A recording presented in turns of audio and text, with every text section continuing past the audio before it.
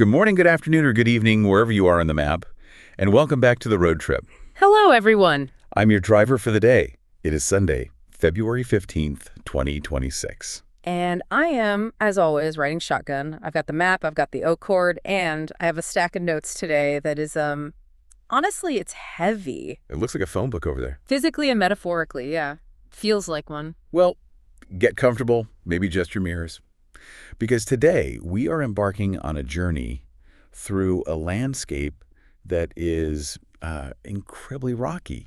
We're heading into a terrain of law, sociology, and just human resilience that is going to be really difficult to traverse. It is. But it's a trip we absolutely have to take. We really do. And looking at the GPS, our destination today is a landmark event. One that really shifted the ground beneath our feet, specifically in France, but the shockwaves. Oh, they went everywhere. They went everywhere. We are talking about a story that started as, what, a local crime blotter item in the south of France? Something that small, yeah. And it ended up literally rewriting the penal code of a G7 nation. Exactly. We are setting our sights on the village of Mazan, but we're looking at it from our vantage point here in 2026. Right. And the reason we're firing up the engine today, the reason we're taking this specific trip now, is that just this month, February 2026, a memoir has just hit the shelves. And it forces us to look in the rearview mirror. It's co-written by Pelicot. A name that by now is probably familiar to almost everyone listening. I would think so. I mean, if you were online or watching the news at all between, say, 2024 and 2025, the Mazan rape case or the Pelicot affair was. Yeah. It was unavoidable. You couldn't miss it. And it wasn't just a trial. It felt like a societal earthquake. It was a catalyst. I mean, we're talking about a case that began with a horrific discovery way back in 2020. Right. It then exploded into this massive public trial in late 2024, and that trial directly resulted in the major legal changes we saw promulgated in France just a few months ago in November of 2025. So here is our mission statement for this drive. We want to unpack that journey mile by mile. We aren't just going to recount the headlines you already know. No, we want to look at the mechanics of the case. Right. The specific digital footprint, the pharmacology of the drugs that were used. And we're going to get into the weeds of the legal hurdles. Why was it so technically difficult to prosecute these men under the old French laws? Why did an entire country need a new definition of consent? Exactly. And then we have to look at the psychology, both the banality of evil on the side of the perpetrators and the actual neurobiology of trauma for the victim. Okay, so just a quick tone check before we hit the highway. This is heavy subject matter. Extremely. We are talking about sexual violence, chemical submission, and systemic failure. But our goal isn't to be sensational. We want to be analytical. We want to understand how this happened so we can understand how the world has changed since. Critically, but with empathy. Yes, exactly. Yeah. So let's put the car in drive. Section 1, the case that shook the world. Let's do it. To really understand where we ended up, with new laws and a changed culture, we have to start at the very beginning of the map, September 12, 2020. Okay. The setting is a Leclerc supermarket. It's in Carpentras, a town in the Vaucluse region of southern France. Right. So a very mundane setting. It's a Saturday afternoon. You can picture it. You have families doing their weekly shop, kids in the carts. Totally normal. And amidst the aisles, you have Dominique Pelicot. He's 68 years old at the time, retired. He's wearing, a T-shirt and shorts. He looks like any other grandfather picking up groceries. But he's not just picking up groceries. He's not. A security guard starts watching him on the CCTV, and he notices something off, something weird. What does he see? Dominique isn't really looking at the shelves. He's not shopping. He's maneuvering his reusable shopping bag in a very specific, very strange way. He's positioning it under women's skirts. Stop skirting. Precisely. The guard intercepts him, pulls him aside, they check the bag. And hidden under a layer of, some random items is a mobile phone. The camera's facing up, it's recording. This is the moment where, in most stories, the book just closes. Absolutely. He's a pervert, caught in a supermarket. He gets arrested, maybe gets a fine. His wife is embarrassed, and life goes on. It's a sordid little local news brief. Right. It looks like a minor, albeit creepy, offense. But the French police, and this is really to their credit, they followed the digital thread. They didn't just stop at the phone. They didn't just confiscate the phone in the bag. They got a warrant for his home in the nearby village of Mazan. They seized everything. his computer tower, his external hard drives, his USB sticks, everything. And this is where our road trip takes a sharp, horrifying turn right off a cliff. A complete nosedive. Wow. The investigators, they take all this hardware back to the lab and they start analyzing it. And on a simple USB drive, they find a file folder. Okay. And it wasn't hidden, it wasn't encrypted or buried in a maze of system files. It was named, quite literally, abuse. Abuse. He labeled it. He called it what it was. He cataloged it. Inside that folder were 20,000 photos and videos. 20,000. And as the investigators started clicking through them, they realized two things very, very quickly. First, these weren't downloaded from the internet. These were homemade. These were homemade. And second, the woman in almost every single one of those 20,000 files was his wife. Giselle. Giselle Pelicot. They had been married for 50 years. 50. High school sweethearts, basically. 3 children. They had grandchildren. From the outside, the perfect couple, the kind of couple everyone in the village knew and liked. I want to pause on the timeline here because this is just crucial for everyone to grasp the scale of this. The videos weren't from a single weekend or a weird phase. No. Oh, God, no. The metadata on those files, the digital timestamps, they spanned a decade. A decade. From 2011 to 2020. 10 years of footage. Unbelievable. And the police are watching these videos, and they see a woman who is clearly unconscious, not just asleep, comatose. How could they tell? She is snoring heavily. Her limbs are heavy, completely limp, and she is being raped by strangers. While her husband films. While her husband films, sometimes directs, sometimes participates. So the police have this radioactive evidence. Yeah. Now they have to make the call. It's November 2, 2020. Imagine that morning for Giselle. She's at home. She thinks her husband is in some legal trouble for that supermarket thing. She's probably angry, right? Embarrassed. Mortified. The police ask her to come down to the station. And she walks in, maybe expecting to give a character witness statement. He's a good man. He made a silly mistake. Something exactly like that. And instead, the inspector sits her down in a small room. And he says, and I'm paraphrasing from the court transcripts, "Madame, we have found images on your husband's computer, and they are of you." And what's her first reaction? Denial. Complete denial. She says, "No, that's impossible. I would know." Of course. She argues with them. She says, "I don't do that. We don't have a libertine marriage. I sleep heavily, sure, but I would know." She's adamant. So they have to show her. They have no choice. They have to show her the pictures. Okay. And her quote from the trial, when she was looking back at that moment, it haunts me. She said, "Everything caved in. Everything I built for 50 years. Everything. In a split second, her past, her marriage, her memories, her understanding of her own body, it all dissolved. It was a lie." Because it wasn't just the sexual violence itself.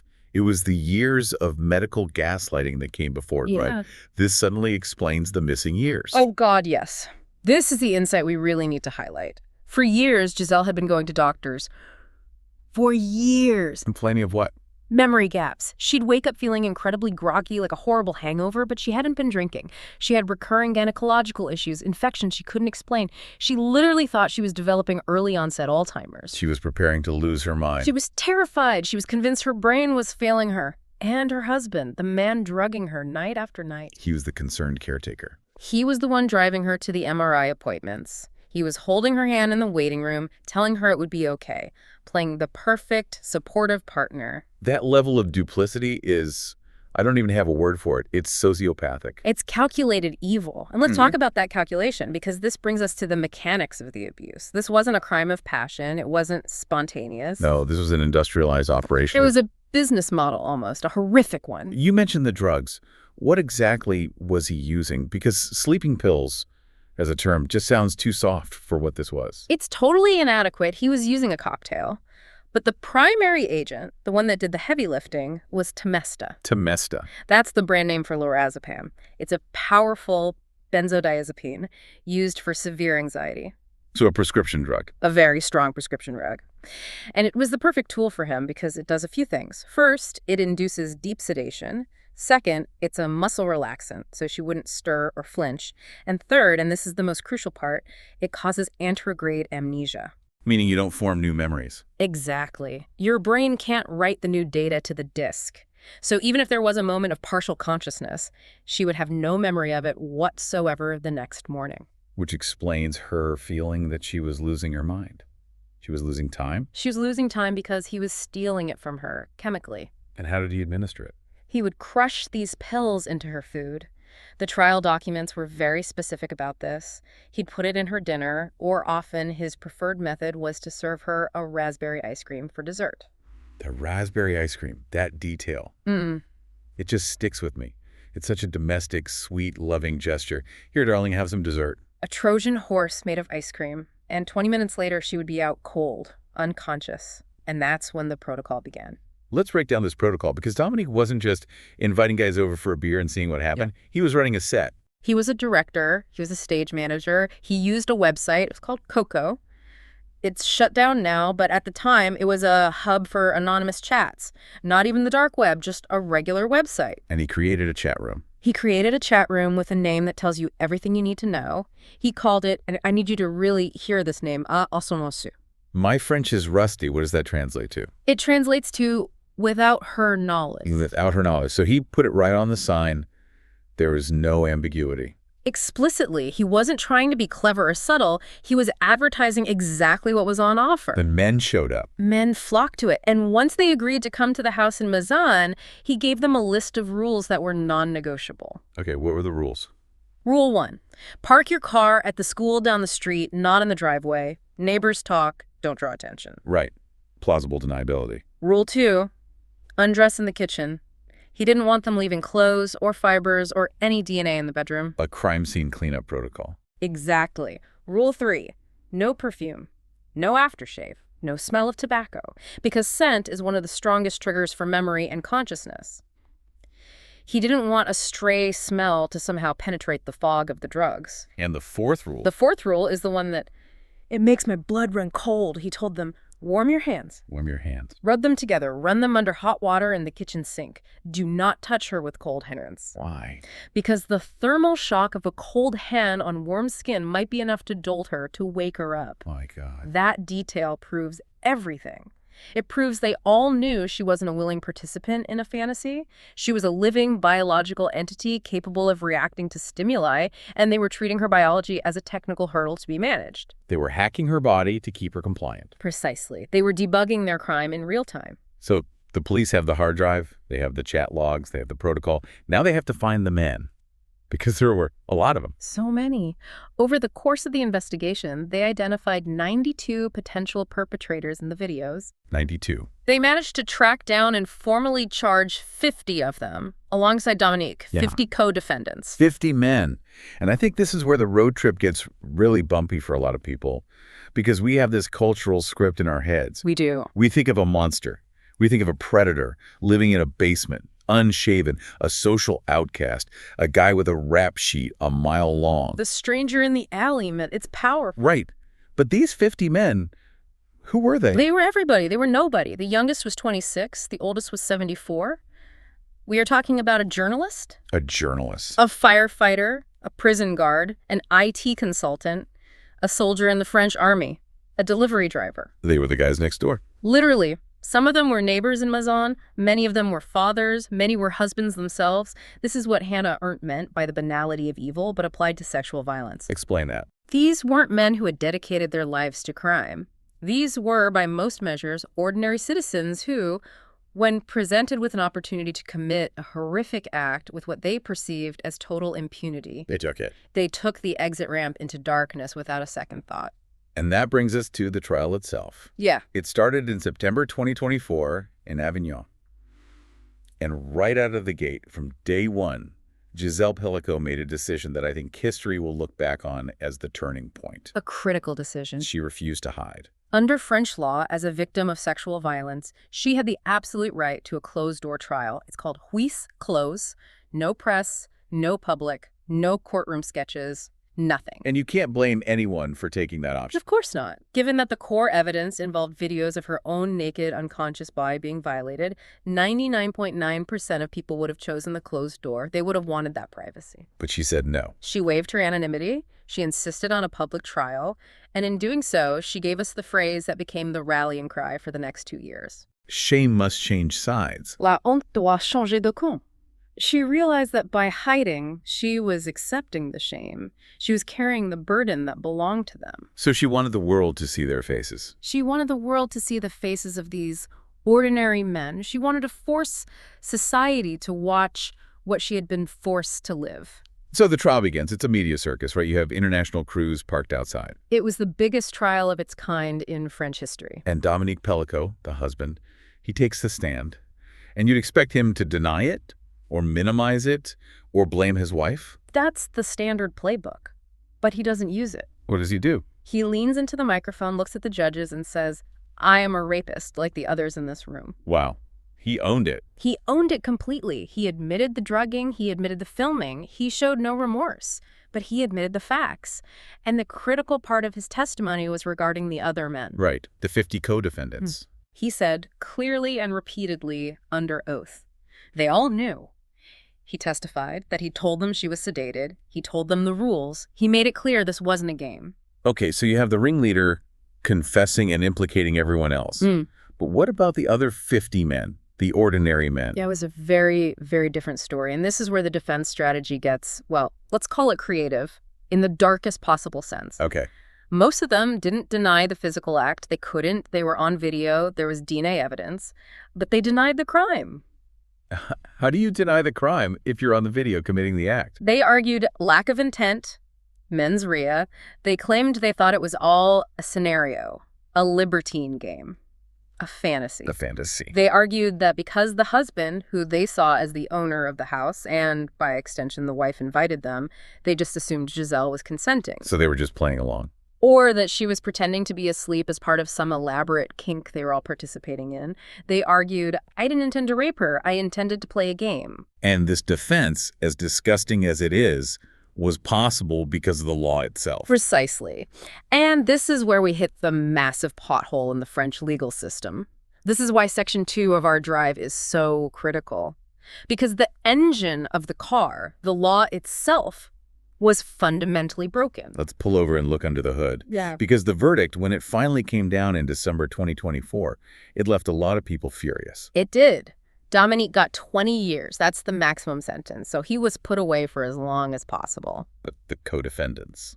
That's where it gets complicated. 49 were convicted of rape, but the sentences ranged from 3 years to 15 years. Many were on the much lower end of that scale. So some of them could be out in just a few years. Correct. And one man was acquitted of raping Giselle entirely. Acquitted, even with the video. Yes. And in a bizarre twist, that same man was convicted in the same trial of raping his own wife.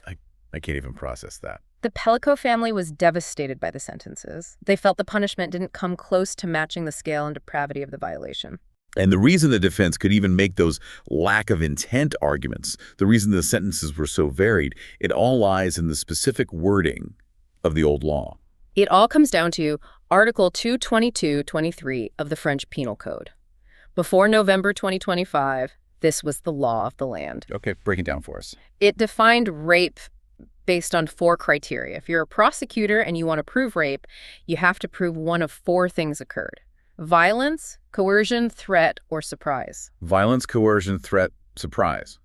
Okay, I'm noticing a very, very important word missing from that list. Consent. It wasn't there. The word consent was not in the legal definition of rape. It was not in the definition. The law was what we call force-centric. It focused entirely on the means used by the perpetrator to overcome the victim's resistance. So it's all about what the man did, not what the woman wanted. Exactly. Did he punch her? That's violence. Did he hold a knife to her throat? That's a threat. Did he blackmail her? That's coercion. But in the Mazan case, In the Mazan case, she is in a chemically induced coma. So, did they use violence? No, she didn't struggle. Did they threaten her? No, she couldn't hear them. Did they coerce her? No, she was unconscious. so the prosecutors were left hanging by a single legal thread on this one word, surprise.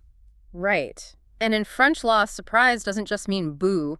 It's a legal term of art, meaning stratagem or ruse, taking someone unawares. Okay, that seems to fit. They took her by surprise. It does, and that's what the prosecution argued. But the defense teams cleverly twisted it. They argued, we didn't use a stratagem against her. The husband invited us. We didn't try to trick her. We thought she was part of the trick. That is maddening. It shifts the entire focus from the woman's lack of agency to the men's supposed state of mind. Exactly. It forces the court to spend its time examining whether the men were confused, rather than examining the simple fact that the woman was violated. And this is where that theoretical legal framework we looked at, the seeking consent model, becomes so important. This is from the Illinois Law Review, right? It proposes a total flip in how we view the crime. Yes. It's a brilliant piece of legal theory that cuts through all of this. The traditional model, the old French model, asks, did the victim resist? And if the answer is no, the defense gets to argue it wasn't rape. Right. The new model asks a totally different question. Did the accused seek consent? That seems like such a simple semantic difference, but in practice, it changes the entire universe. It changes everything. Let's apply it directly to Mazan. These 50 men, they walk into a stranger's house. They go into a dark bedroom. They see a woman lying in bed, snoring, totally unresponsive. Under the old model, their lawyers argue, well, she didn't resist. But under the seeking consent model, the only question that matters is, did you wake her up and ask her if she wanted to have sex with you? And the answer is obviously no. In fact, they did the opposite. They took pains not to wake her. Precisely. They warmed their hands, and because they didn't ask, they didn't seek consent. Therefore, it is rape. Their confusion about the husband's permission becomes legally irrelevant. Because you can't get consent from a third party. You cannot rely on a third party to give consent for someone else's body. The article points out the sheer absurdity of the defense argument that silence or passivity equals consent, especially in a first encounter. And for these men, these were all first encounters with her, the presumption should always be non-consent until proven otherwise. This just sounds like basic human decency and common sense to me, but legally it was a revolution. It was, and that revolution, thankfully, finally happened in France. The Pelicot case was the tipping point. The public outcry after the verdict was so massive, so sustained, that the French government couldn't ignore it anymore. The case laid bare how broken the law was. So in November 2025, just a few months ago, France promulgated law number 2025-1057. I love we can cite this specific law now. It's real, it's on the books, it's a tangible result of all this horror. It is, and it fundamentally rewrote the penal code regarding sexual assault, the key change. It explicitly introduced the notion of consent into the legal definition of rape for the first time. Finally, about time. And not just the word. It defined it. The new law is very specific. It says consent must be free, informed, specific, prior, and revocable. Let's break those down. Free. Given without coercion. Informed. The person knows what they're consenting to. Specific. Consenting to one act doesn't mean you consent to all acts. Prior. Given before the act. And revocable. You can change your mind at any time. And the most important line. The killer blow to the old defense. The new law explicitly codifies that silence does not constitute consent. Silence does not constitute consent. That is huge. So if she's asleep, she's silent, therefore no consent. End of story. Exactly. It aligns France with other European nations like Sweden and Spain, and with the Istanbul Convention. It means that going forward, prosecutors don't have to jump through hoops proving the victim was surprised or threatened. They just have to prove that the accused did not ensure consent was given. Yes. If the person is unconscious, they cannot give consent. If they are silent, they have not given consent. It closes the loophole that the Mazan 50 tried to crawl through. It shifts the burden of proof. Completely.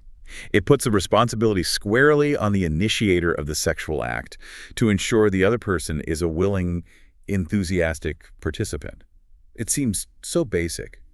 But for centuries, the law was written by men who, consciously or not, viewed women as property. This law finally recognizes women as autonomous subjects. It's a monumental victory. It is a massive victory. But my God, it came at such a high cost for Giselle and her family. And that brings us to section 3 of our journey, the societal landscape. Because changing the law is one thing, that's the hardware. But changing the culture, that's the software. And that software update is still installing, isn't it? It is. But Giselle Pelicot, she really became the driver of that cultural shift. Let's talk about the impact of her waiving that anonymity, that one decision, and that phrase. Shame must change sides. That phrase became a mantra. We saw it on protest banners in Paris. We saw it in graffiti, and we saw it all over digital media. It became a global hashtag. It did. There was a fascinating study I saw from our Discovery that actually analyzed the TikTok response to the trial. And TikTok isn't just for dance challenges anymore. Far from it. The platform became this space for collective processing. The study talked about effective witnessing. What does that mean? Basically, social media users weren't just passively consuming news about the trial. They were actively processing the horror together. They were sharing their own disbelief, their fear, their anger in short videos. It created this global solidarity network. It's like a digital town square where people could grieve together and be angry together. Exactly. And it allowed for the iconization of Giselle. I mean, she was on the BBC 100 Women list, the Financial Times most influential women list. She received the Legion of Honor in July 2025, France's highest civilian award. And deservedly so. But it's interesting, in her new memoir, she writes about the complexity of that.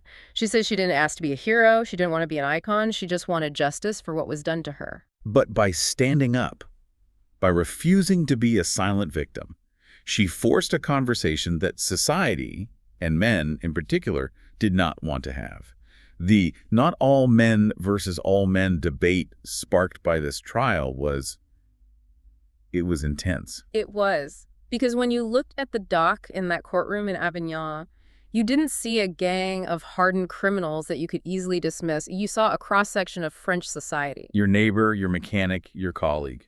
And the defense lawyers tried to lean into that. They tried to argue that these men were good guys who just made a mistake, who got caught up in something. The good guy facade, which is exactly what Dominique Pelicot was. He was the ultimate good guy to his friends and family. Exactly. This case challenges the stranger danger myth we're all taught as children. We are taught to fear the dark alley, the man in the bushes. But the Mazan case happened in a nice house, in a nice village, and it was orchestrated by a loving husband. It forces us to confront the fact that rape culture isn't just about overt violence, it's about entitlement. Entitlement is the absolute key word there. It is. The core psychological aspect of these 50 men believing they were entitled to a woman's body just because another man, the husband, said, "Here, take her." It treats a woman as a piece of property being loaned out. It's a transactional view of sex where the woman's agency, her humanity, is completely irrelevant. They argued it was a game. But treating a non-consenting human being as a prop in your game is the literal definition of dehumanization. And that dehumanization, that denial of her personhood, brings us to the internal landscape. We've looked at the law, we've looked at the culture. Now I want to look at the psychology of trauma. Because one of the things that came up in the trial, and frankly comes up in every conversation about sexual assault, is the victim's response. The "why didn't you leave?" or "why didn't you fight back?" question, the classic victim blaming. Right. Now, in Giselle's case, it's a bit different because she was drugged. She physically couldn't fight. But the defense for the co-accused often hinted at this vile idea. If she didn't really want it, her body would have rejected it, or she would have woken up. Which is just absolute junk science. But it opens the door to a really important discussion about what actually happens in the brain during trauma. We need to talk about tonic immobility. Let's unpack that. What is it? It's a biological evolutionary survival response.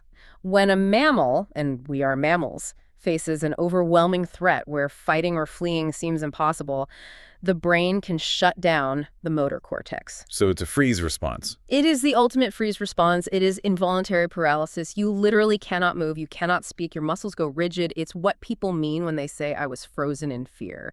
So it's not a choice. It's not cowardice. It is pure neurobiology, the reptilian brain taking over to try and keep you alive. There's also another version called collapsed immobility, which is where your heart rate and blood pressure drop suddenly, and you go limp, you faint, or play dead, essentially. Again, not a conscious decision. Not at all. It's an automatic defense mechanism. Now, in Giselle's case, as you said, the immobility was chemically induced by the temesta. But for so many other victims of assault, these biological responses are the reason they are silent or still during an attack. And historically, the law and cynical defense attorneys have used that silence against them. As proof of consent. She didn't scream, so she must have liked it, that old toxic trope. And the new law, by stating silence is not consent, finally catches up with the science of trauma. It acknowledges that a frozen body is not a consenting body. It's a huge step forward in legal understanding. We also have to look at the long-term impact on Giselle, because the trial's over, the verdict is in, the book is out. But the trauma doesn't just vanish when the cameras go away. No, God, no.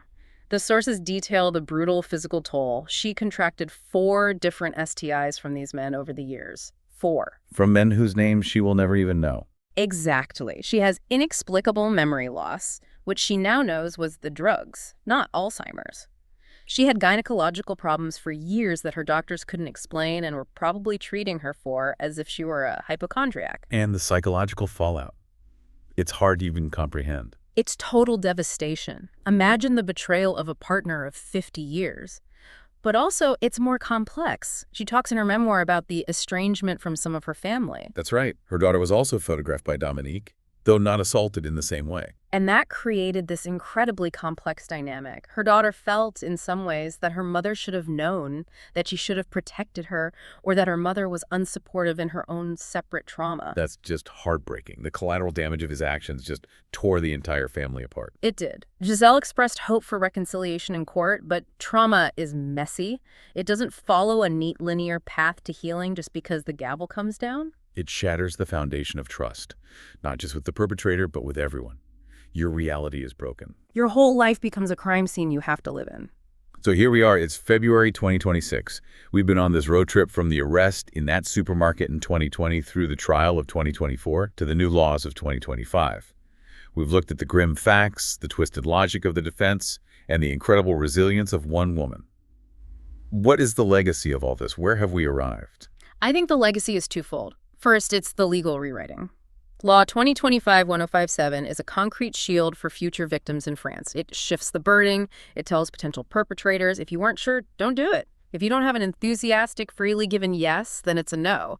It codifies respect into the law. And the second legacy? I think it's Giselle herself. Her refusal to hide. She forced society to look in the mirror. She forced us all to see that safety isn't just about pepper spray and avoiding dark parks at night.